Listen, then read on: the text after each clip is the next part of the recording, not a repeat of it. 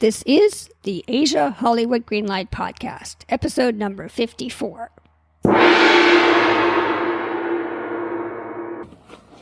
And rolling sound. Quiet. Here we go. Ready? Speeding. 120, take 7. And action. This is Caryn McCann, the host of the Asia Hollywood Greenlight podcast, a podcast about creating and distributing content for both Hollywood and Asia. To show your support, please subscribe, leave a rating, or share this podcast on social media. Any links in the podcast can be found in the show notes at https://chinahollywoodgreenlight.com and look for this episode, which is number 54. Before I introduce today's guest, I'd like to start out with a motivational quote, which is from Ralph Waldo Emerson, and he said, "Every artist was first an amateur." A quick update on what I'm working on. I'm relaunching the Asia List membership website. This new website will be a marketplace for Asia-themed screenplays for writers and producers in Hollywood and Asia to collaborate. If you'd like to be notified of our launch, sign up at https://chinahollywoodgreenlight.com/the-Asia-list. I'm also launching a second membership website, and it's called Christmas Movie Screenwriter. Recently, I discovered there's a huge market for Christmas movies. Over 200 were made last year alone. And this will be another marketplace, but for Christmas movie writers and producers worldwide. You can sign up for our launch at https://christmasmoviescreenwriter.com. You can also check out helpful blogs and tips on our Facebook page at facebook.com/Christmas movie screenwriter. And now here is the main segment. Bizhan Tong is an award-winning producer, screenwriter, and director. With an MBA and background in finance, working in fund management for Barclays, Tong is a commercially driven film producer with a keen interest in philanthropy, sitting on the boards of 3 charities across Hong Kong and the UK.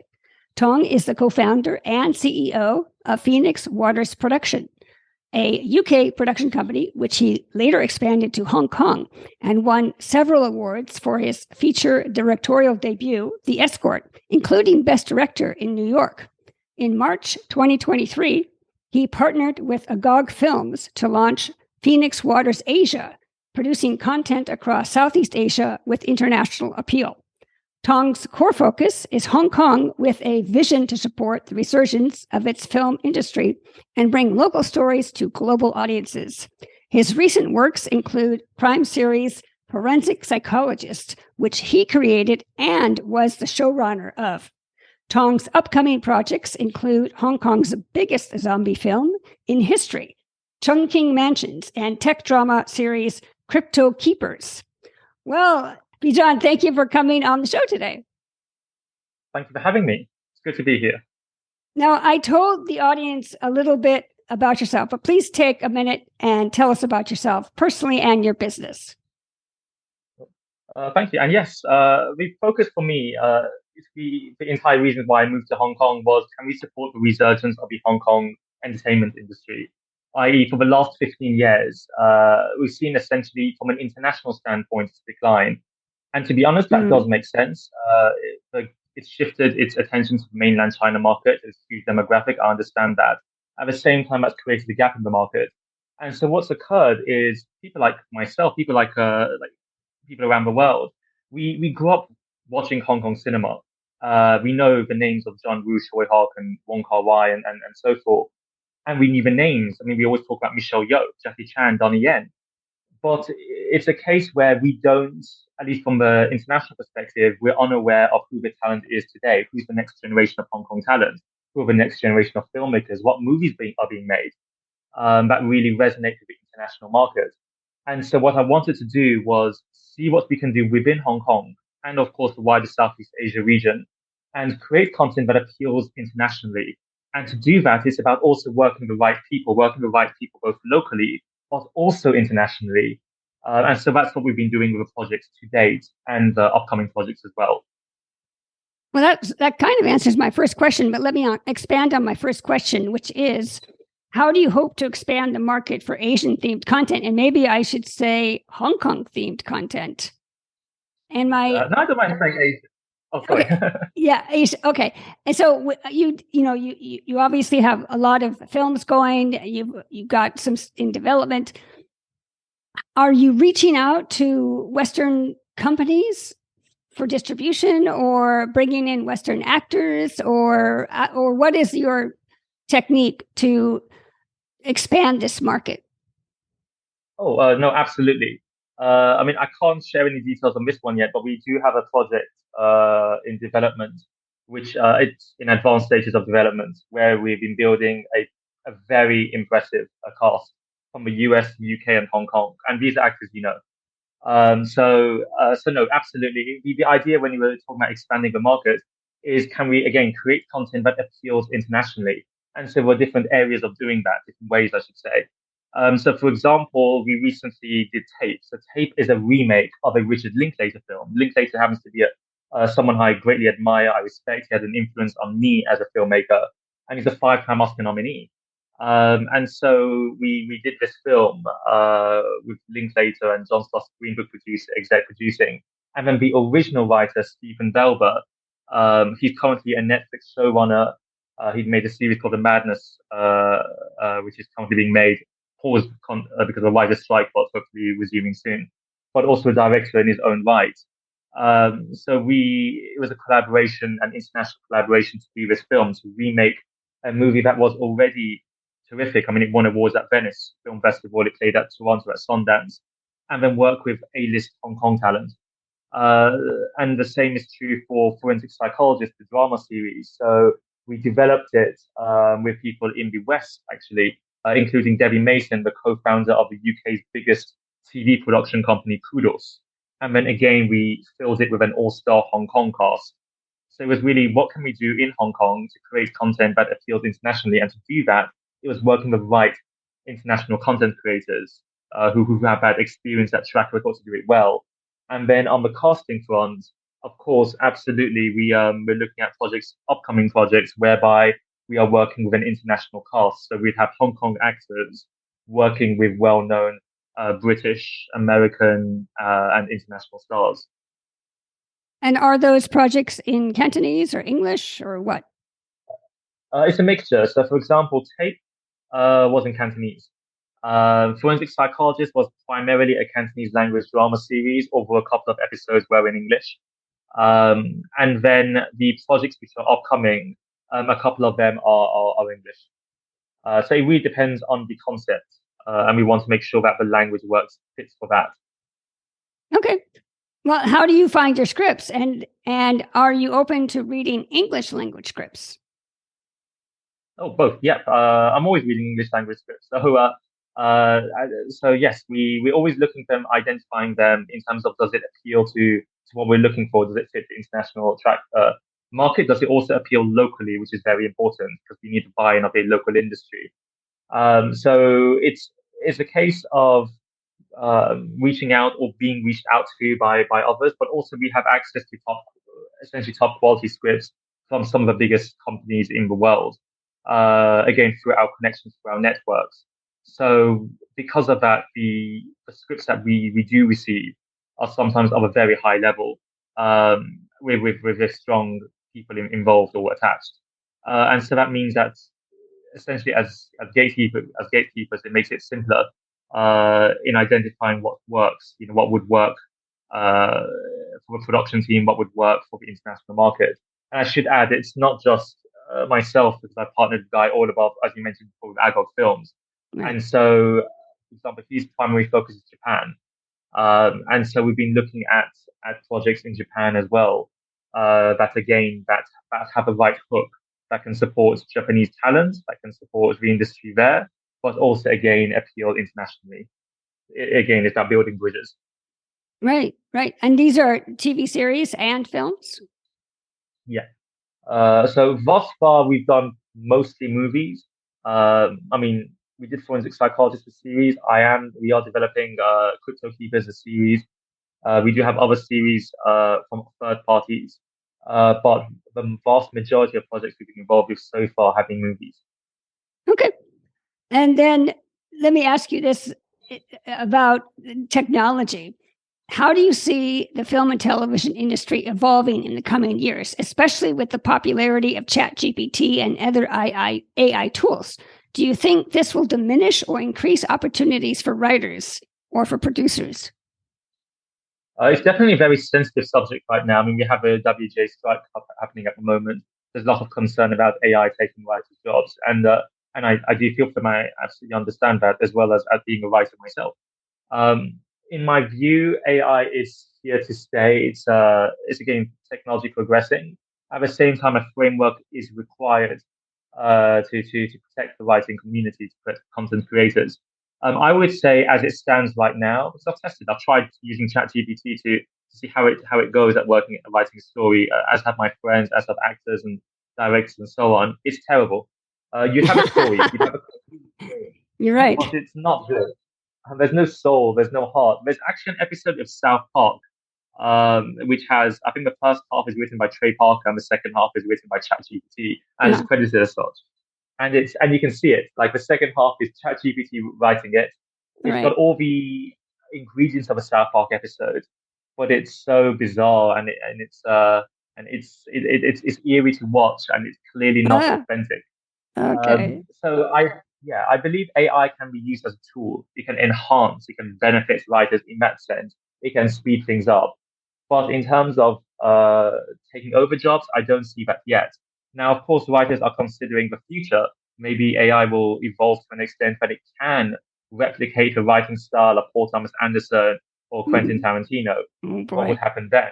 Right. And I still don't see the heart being there. At the very same time, I do believe that a framework is needed. So, for example, if you're inputting all this data, all these scripts, and so on, how do we? Because there's a copywriter usually. So, how do we compensate the writer for that? I do think it has a role to play. I don't think it will take jobs just yet, but I think it is something that writers need to be concerned about and really see how we can live with it. How can we work with that? Because I don't see the studios stopping AI. So it's really about trying to identify what works for both parties. No, the genie is out of the bottle. Now, if you could magically solve two current problems, either micro or macro, what would they be?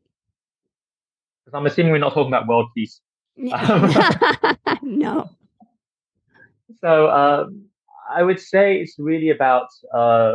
Okay, I'll speak to my experience in the Hong Kong film industry. I think that we need to see more productions being shot here. So a lot of productions, and these are even local films, are shot outside of Hong Kong. So, for example, Malaysia, Thailand, mainland China, and so on. It might be cheaper to shoot there, and also there are incentives, tax rebates, and so on. So personally, I believe that there needs to be more support to incentivize both local and international producers to film in Hong Kong. We need to do that also to help develop the industry here. And the best way to do that is practice is by actually having more production shot here.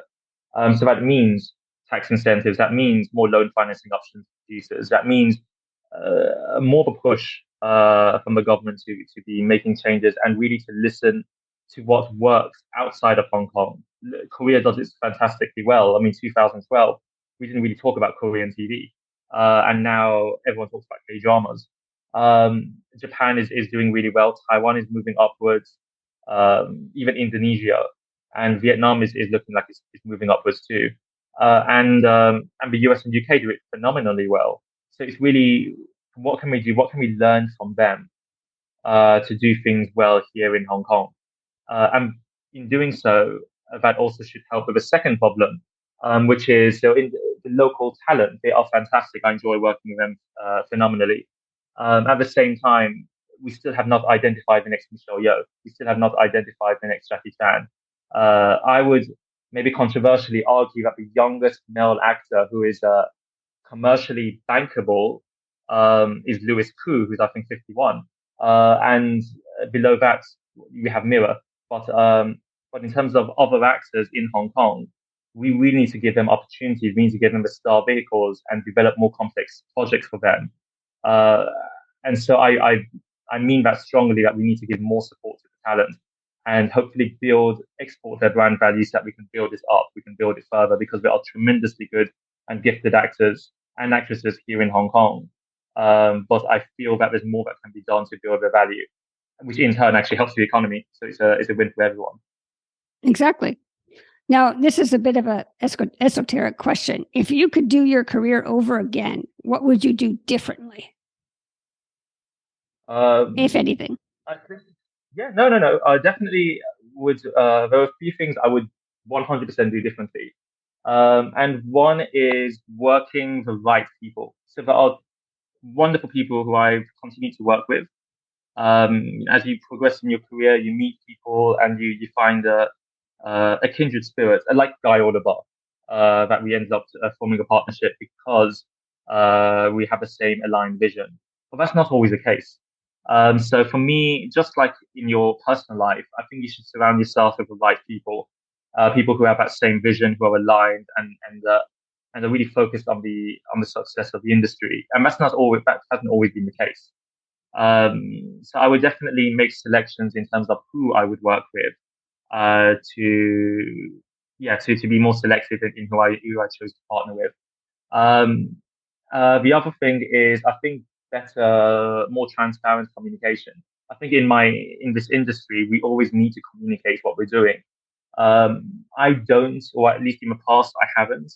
There have been projects where I've kept things quiet purposely, working, only letting a few people know, trying to be protective of that project.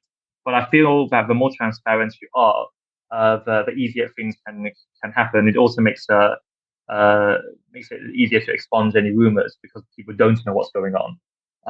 So yeah, those are the two things I would absolutely change: more transparency and be more selective in who you're working with. Okay. And now let me ask you about when you are looking at screenplays. If or a producer or a writer approaches you, how valuable is it for having a letter of interest from a writer or from a producer who has a script that has an LOI from an experienced director or actor? Would you put that script at the top of your scripts to read pile? LOIs definitely help. So if you have, for example, an LOI from a very experienced producer, director, then absolutely must be of strong value to have attracted that person in the first place. I will still read scripts without the LOIs, but it definitely makes things easier and can make things move faster. So yeah, I definitely do place value in those LOIs. But again, it depends on who that is. So you can have an experienced director, but if a track record the last 10 years hasn't been anything has been occurring and so on, then it might be less meaningful than someone who's less experienced and but has a better script. So yeah, so LOI has a place definitely, but it's not the be all end all. Right. Now, it's funny because on one hand, you're saying there's not a lot of young talent coming up through Hong Kong. They've still got the stars. In the most bankable one is Louis Koo. In a previous podcast I was listening to, you mentioned that sometimes stars, you can go with an unknown cast if it's like an ensemble or something. The story is the star. How do you balance that with, well, we really need an A-list star? Again, I need to be considerate or mindful of the local markets. So you'd always need at least one name to help with that. At the same time, from an international perspective, they don't know, respectfully speaking, they don't know who the vast majority of the talent here. So what I've noticed, a lot of actors and actresses here might have a very passionate fan bases, but if they were in Walmart, for instance, no one would take a second glance. And I say that respectfully because it's not just Hong Kong, you've been Turkey or Greece and so on. Right.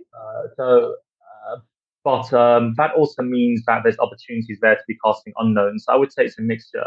And this is a real conversation I once had, whereby we were looking at the cast for a project, and the producer I was working with was saying to me, "Well, look, you've got these." There was a couple of really big Hong Kong actors, and he was saying, "Look, we don't know who they are. So instead of putting a budget towards paying these people their fees, drop them and we'll just cast a couple of unknown Asian Mm. Americans. Oh, And I regularly have that conversation where they're suggesting just cast Asian Americans to play Hong Kongers. wow. But I personally believe in a level of authenticity. In if we're having a Hong Kong, if a character is a Hong Konger, I'd rather cast a Hong Konger. Um, but yeah, so those are the battles I sometimes have to have, whereby in Hong Kong they know their value, I know their value, I appreciate that. It's they are very talented actors. I've said this countless times because I really respect them. But when I'm speaking on the US side or even the UK, they can't justify casting them Right, because they feel they're not known in that market. right, So that's definitely one of the things that I feel that we really need to export them so that we can again have that next Michelle Yeoh. And that also means yes, locally I have more choice in terms of I don't need to fit it with stars. I can have some unknown actors because to be honest, from an international perspective, they sometimes don't see the difference. Um, right. yeah, I mean bigger budget productions. Yeah, I would argue with those. I do need more name actors, even if they're not known internationally. If you're trying to make a globally appealing film, it's always good to have more name cast. Exactly. Now, what kind of script would you like to produce next year? Now, I know you've got a few in development. Can you share anything about specific details like budget or range or cast or locations or other elements? Sure. We've actually got a couple of the action range.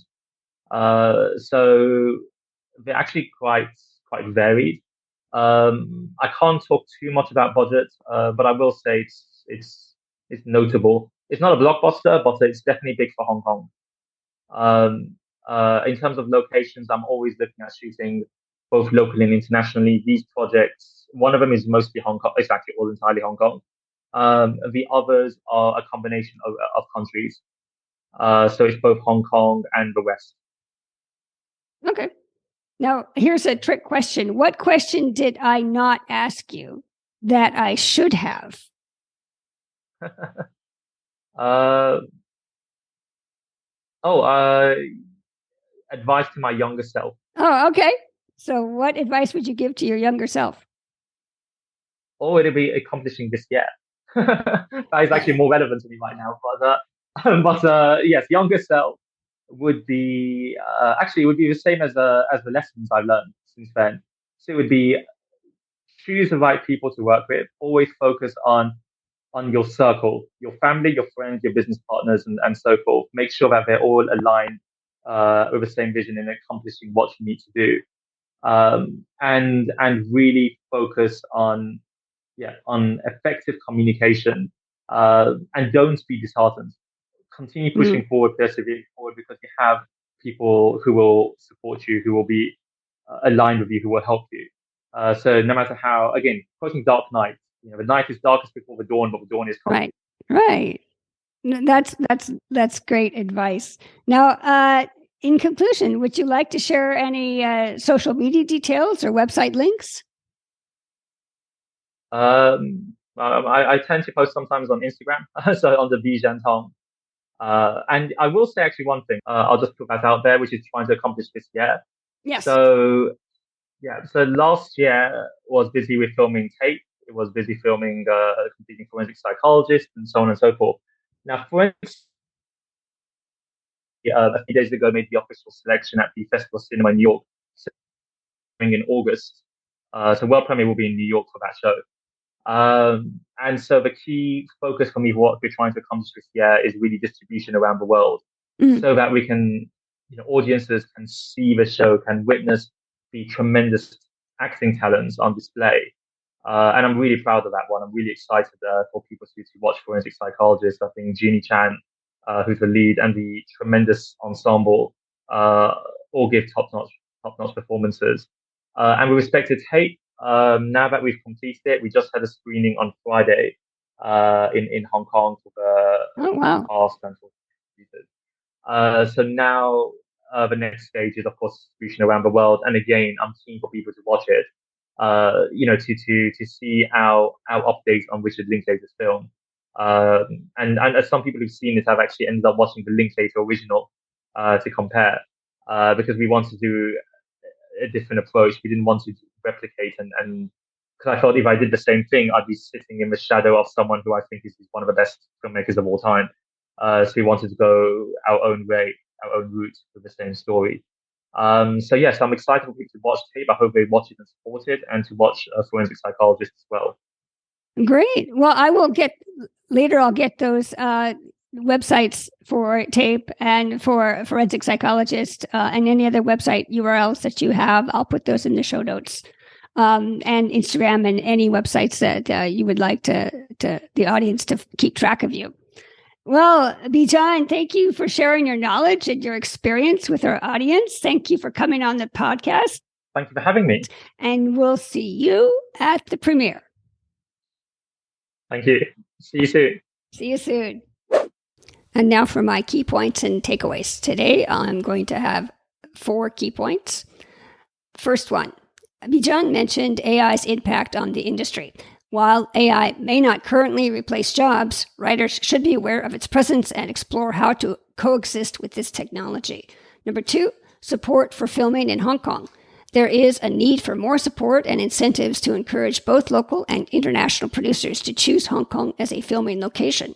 Number 3, learning from successful international productions. Bizhan suggests studying successful international productions to gain insights and improve the filmmaking process in Hong Kong. Number 4, surrounding yourself with like-minded individuals. It is crucial to align with people who share the same vision and are focused on the success of the industry. And as far as takeaways, I have 3. Bizhan highlights the struggle of developing local Hong Kong talent and exporting that brand overseas due to international producers favoring Asian American actors and being unwilling to pay substantial fees to Hong Kong stars. He offers insight on the positive impact tax incentives and rebates to foreign productions could have for Hong Kong actors, and these include, number 1, boosting international collaborations. By offering tax incentives to foreign producers, the Hong Kong government can attract more international productions to the region. This would create opportunities for local Hong Kong actors to collaborate with renowned filmmakers and production companies from around the world, increasing their exposure and enhancing their chances for exporting their brand. Number 2, showcasing Hong Kong talent on a global stage. With increased international collaborations, Hong Kong actors would have more opportunities to showcase their talent and skills in high-profile projects. This exposure can lead to recognition and visibility on a global scale, allowing them to establish their brand overseas and gain a wider fan base. And 3, catalyzing industry growth. By incentivizing foreign productions, the Hong Kong government could stimulate the growth of the local film industry. This growth can result in the establishment of better infrastructure, resources, and training programs, providing local actors with enhanced support and opportunities for skill development, ultimately improving their competitiveness in the international market. Well, that's the show. Thank you for listening. To show your support, please subscribe, leave a rating, or share this podcast on social media. And writers and producers, sign up for the Asia List, a platform to foster collaboration between Hollywood and Asia. Writers, get your script in front of Asian producers or Asia-minded producers. Producers, find the next Asian hit. Just go to https://ChinaHollywoodGreenlight.com/the-Asia-list. My name is Caryn McCann, and I'll see you at the premiere. Bye.